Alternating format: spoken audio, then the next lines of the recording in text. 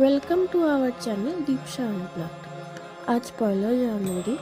এই দিনটি শুধু নতুন বছরের জন্যই নয়, আজকের দিনটি আরও একটি বিশেষ কারণে বিখ্যাত। কারণ আজ কল্পতরু দিবস।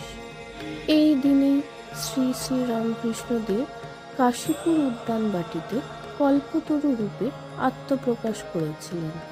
তাই এই পবিত্র দিনে উপলক্ষ করে আমরা, যেমন আপনারা দেখতেই পাচ্ছেন, বেলঘরিয়া থেকে প্রথমে গেলাম রথতলা, সেখান থেকে অটো ধরে পৌঁছে গেলাম দক্ষিণেশ্বর। দক্ষিণেশ্বরে পৌঁছেই প্রথমেই আমরা মন্দিরের পেছনে থাকা কল্পতরু মন্দিরে ঠাকুরকে পুজো দিলাম। মন্দিরটি কি অপরূপভাবে সাজানো হয়েছে, আপনারা সেটা দেখতেই পাচ্ছেন। মনে হয় মন জুড়িয়ে গেল। সেখানে আমরা ভক্তি ভরে ঠাকুরের কাছে পুজো দিয়ে প্রার্থনা করি। পুজোর পর কিছুক্ষণ আমরা নীরব সময় কাটাই, এই পবিত্র স্থানের শান্ত পরিবেশ উপভোগ করি। এরপর আমরা প্রবেশ করি দক্ষিণেশ্বর মন্দির চত্বরে।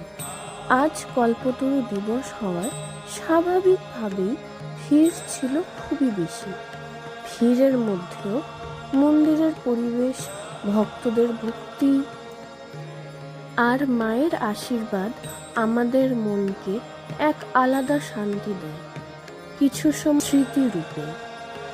আশা করি আমাদের আজকের এই যাত্রার ভিডিও আপনাদের ভালো লেগেছে। ভিডিওটি ভালো লাগলে লাইক দিন, আপনাদের প্রিয়জনদের সাথে শেয়ার করুন।